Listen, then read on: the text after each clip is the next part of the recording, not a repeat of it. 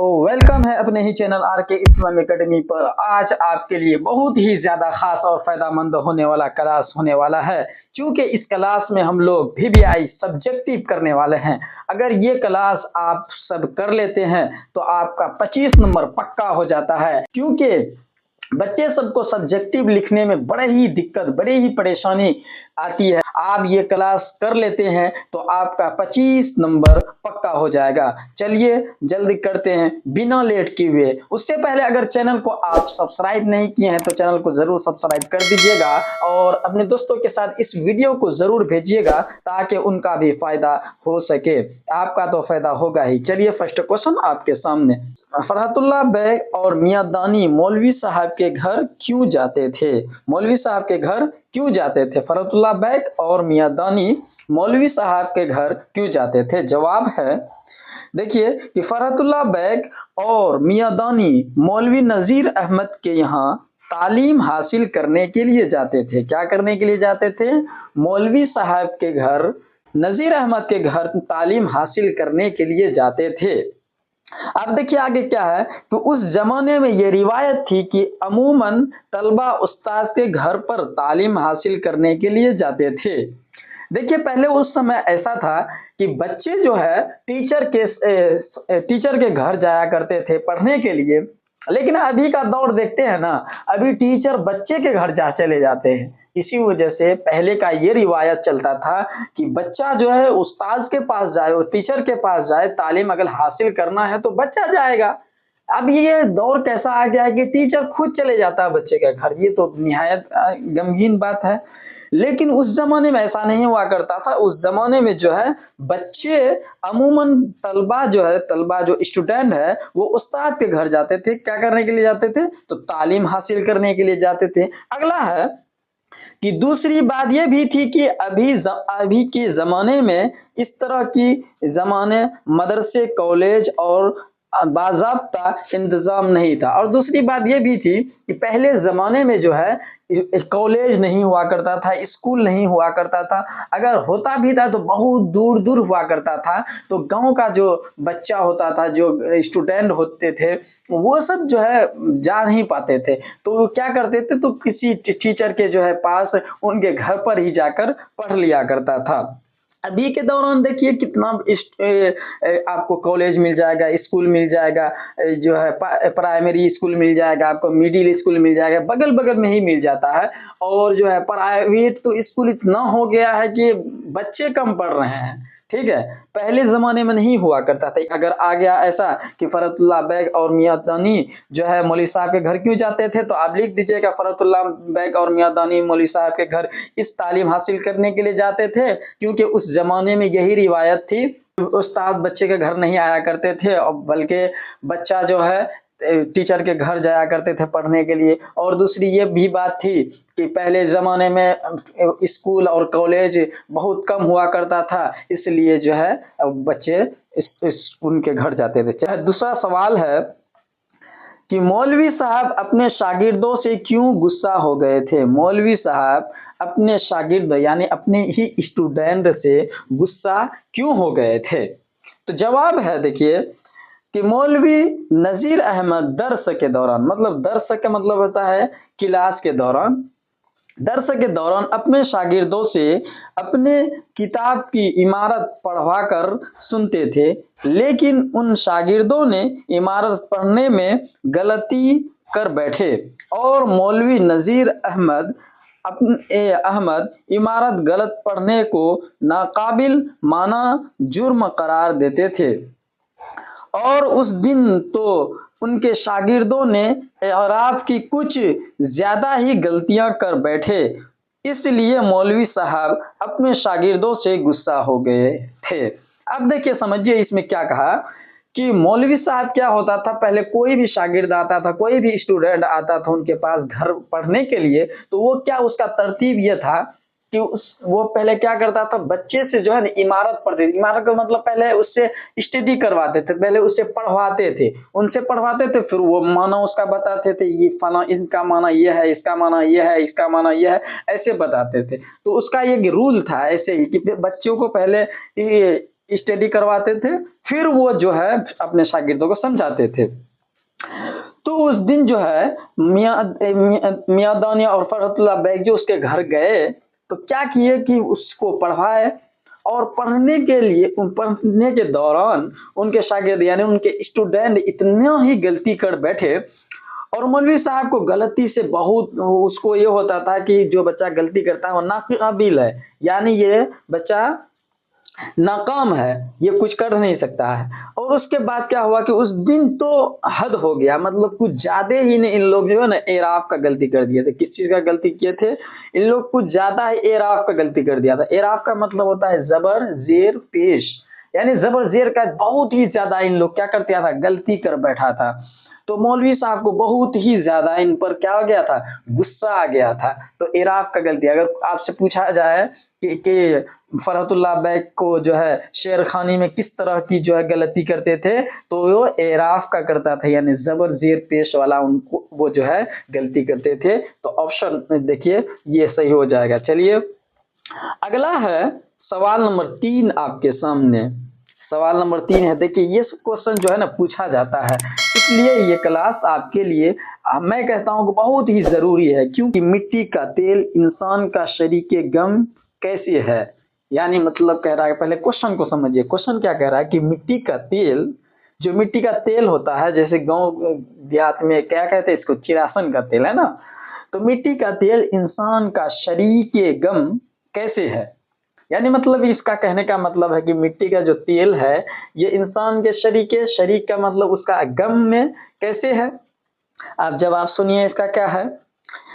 जवाब है मिट्टी का तेल इंसान का शरीके गम इस तरह है कि वो आवाम के हर तबका की मदद और रहनुमा करता है।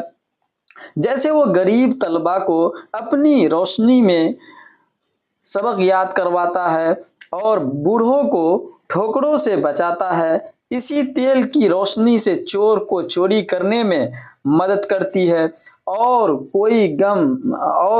चोर पकड़ने में पुलिस की भी मदद करते हैं। जुदाई की रात में जब कोई आशिक का कोई गम ख्वार नहीं रहता है, तो वो मिट्टी का तेल अपने वजूद को जलाकर इंसान का शरीके गम हो जाता है। अब समझिए इसको कहने का इसका क्या मतलब है, क्यों बना। देखिए मिट्टी का तेल जो है इंसान का शरीके गम ऐसे है कि मिट्टी का तेल जो है ना हर वक्त क्या करते थे, लोगों का मदद करता है। किस तरह मदद करता है कि बच्चा जो है, जो गरीब घर के बच्चे हैं, तो वो क्या करते थे, पहले के जमाने में चिराग जलाया करते थे, और एक तरह के लालटेन आया करता था, जो अभी जो है लैंप आके उसका कीमत घटा दिया है। पहले जो है उनके जगह पे लालटेन जलाया करते थे, चिराग जलाया करते थे, तो उसमें मिट्टी का तेल लगते थे। तो क्या करते थे, गरीब बच्चों को क्या करते थे, रोशनी में सबक याद करवाते थे। आप लोग पढ़े होंगे, चिराग की रोशनी में भी पढ़ते होंगे, याद होंगे आप लोगों का। तो वो उसको याद करवाते थे, और बूढ़ों को ठोकरों से, बूढ़ा लोगों को दिखाई नहीं देता है तो चिराग के रोशनी से ही कहीं जाते हैं तो उसको ठोकरों से बचा देते हैं। इसी तरह जो है रोशनी चोरों को भी काम में आते थे, चोर लोग भी जाते थे चिराग के इससे, ताकि रोशनी हो जाए, रास्ता दिखे उनको। और इसी तरह चोर को पकड़ने में पुलिस की भी मदद करती थी ये तेल। और कहता था जुदाई की रात में आशिक को भी गमे ख्वार रहता था, मिट्टी का तेल वजूद जला देता था, इंसान गम हो जाता था।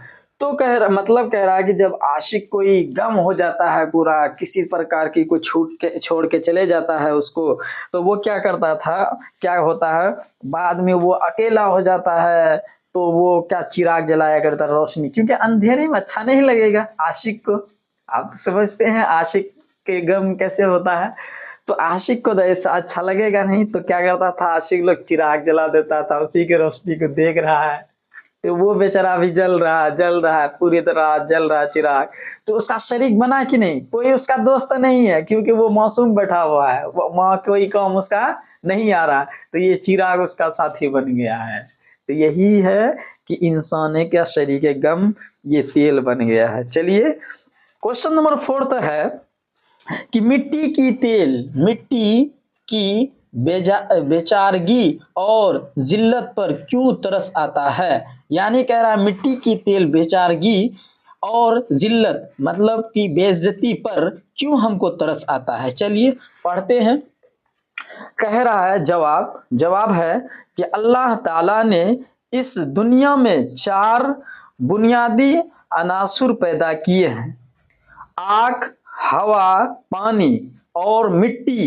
لیکن ان چاروں میں سے سب سے زیادہ حقیر مٹی کو ہی سمجھا جاتا ہے. حقیر یعنی مطلب نیچا. اور جو تمام مخلوقات کے پاؤں تلے رودی جاتی ہے، یہ وہ ہے جو موج کے ساتھ بہہ جاتی ہے، ہوا کے جھونکے کے ساتھ اڑ جاتی ہے، آگ کی تمازت اور گرمی کے ساتھ جل جاتی ہے، مگر پھر بھی اف تک نہیں کرتی. اس لیے اس کی بیچارگی اور ذلت پر ہمیں ترس آتا ہے. مطلب کہنے کا یہ ہے کہ یہ سب کے ساتھ دیتا ہے، سب کا ساتھ دیتا ہے. مٹی کہاں ہے؟ نیچے ہے. ہم لوگ مٹی پہ ہی چلتے ہیں، یعنی زمین پہ ہی چلتے ہیں نا. تو زمین پر ہم لوگ چلتے ہیں، اسی پر چلتے ہیں، لیکن اسی کو ہم لوگ کیا بھاؤ یعنی اتنا عزت نہیں دیتے. ہوا کہتا ہے ارے ہوا ہونے دو یار، ہوا ہونے دو. اور پانی ہم لوگ پیتے ہیں، ارے پانی پانی پانی پانی. کوئی کسی طرح پیاس لگ جاتی ہے، کہیں سے بھی آتا ہے تھک کر، کہتا ہے پانی لاؤ بھائی، بہت پیاس لگی ہے، بہت زور سے پیاس لگی ہے، پانی ہم کو دیجیے. اب اسی طرح ہے آگ. اب ٹھنڈی میں آگ کی ضرورت پڑتی ہے، اور ٹھنڈی ہو یا نہ ہو کھانا وغیرہ بنانے میں بھی کام آتا ہے. تو یہ سب کو زیادہ لوگ عزت دیتے ہیں، زیادہ احترام کرتا ہے، اور اس کا کچھ زیادہ لوگ احترام کرتا ہے. لیکن مٹی کا کوئی نہیں کرتا ہے. مٹی میں سب بیچارہ دیکھے کچلتے رہتا ہے. کچلنے کا مطلب اس میں کوئی عزت دیتے ہیں؟ نہیں دیتے ہیں. اس پر ہم لوگ دوڑتے رہتے ہیں، مٹی کے اوپر دوڑ رہے ہیں، بھاگ رہے ہیں، کوئی عزت نہیں دیتے ہیں. لیکن اس کو عزت دینا چاہیے. اسی وجہ سے ہم کو ترس آتا ہے کہ اللہ تعالیٰ مٹی کو بنایا، لیکن ہم لوگ اس کو کوئی عزت نہیں دے رہے ہیں، چل رہے ہیں اسی کے اوپر، پھر رہے ہیں اسی کے اوپر، ہر کوئی اس کے اوپر چل رہے ہیں. اگر یہ مٹی نہ ہو تو پھر ہم لوگ بھی نہ ہو. تو یہ اہمیت ہے، لیکن لوگ سمجھتا نہیں ہے. چلیے سوال نمبر 5 آپ کے سامنے. سوال نمبر 5 ہے کہ پیٹ کے لیے کھانوں میں سب سے زیادہ ضروری کھانا کون سا ہے؟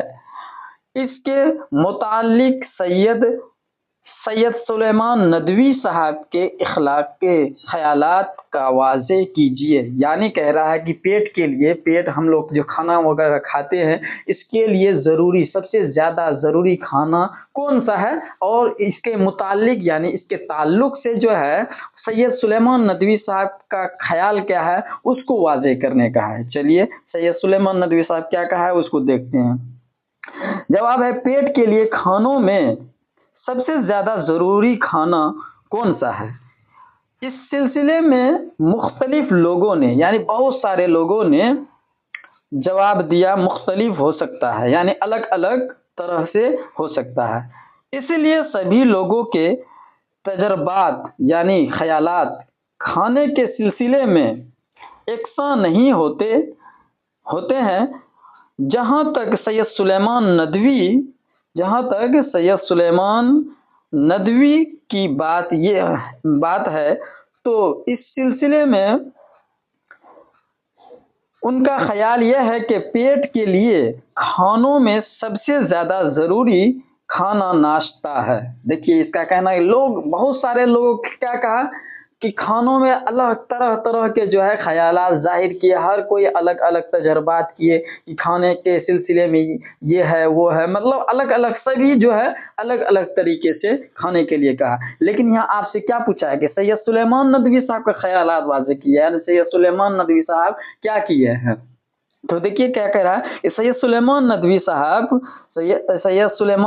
صاحب جو ہے ان کے خیالات کے یہ ہے کہ یہ ناشتہ کو زیادہ کیا کرتا تھا، سب سے زیادہ جو ہے ناشتہ کا یہ دیا ہے. ٹھیک ہے، کھانوں میں اور कह रहा है कि सुबह सवेरे पेट में कुछ खा लेने से दिन भर के लिए इत्मीनान हो जाता है।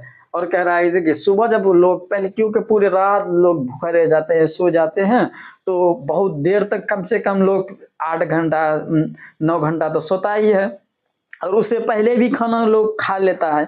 तो जगने के बाद 9 बजे के समय जो नाश्ता करता है तो वो पूरे दिन उसको इत्मीनान में रखता है, यानी अच्छा से रखता है, उतना फिक्र नहीं होता है। तो ज्यादातर वो जो है ना नाश्ता को ये माना है। तो चलिए अब इस अगर अगर ये ऐसा सवाल आ गया कि पेट के खाने के लिए यानी जो है सैयद सुलेमान नदवी साहब का क्या ख्यालात है, तो आप ये लिख सकते हैं कि पेट के लिए लोगों के बहुत सारे ज़रूरियात है, लोगों के मुख्तलिफ जो है हो सकता है, बहुत सारे लोगों का तजर्बात अलग अलग हो सकता है, लेकिन सैयद सुलेमान नदवी साहब का ये ख्यालात है कि वो सबसे ज़्यादा ज़रूरी नाश्ता को माना है और पेट के लिए सबसे बेहतर यही है। और ये सुबह सवेरे जब खा लेता है लोग पूरे दिन, यानी पूरे दिन उसको इत्मीनान रखता है, आराम में रखता है। चलिए।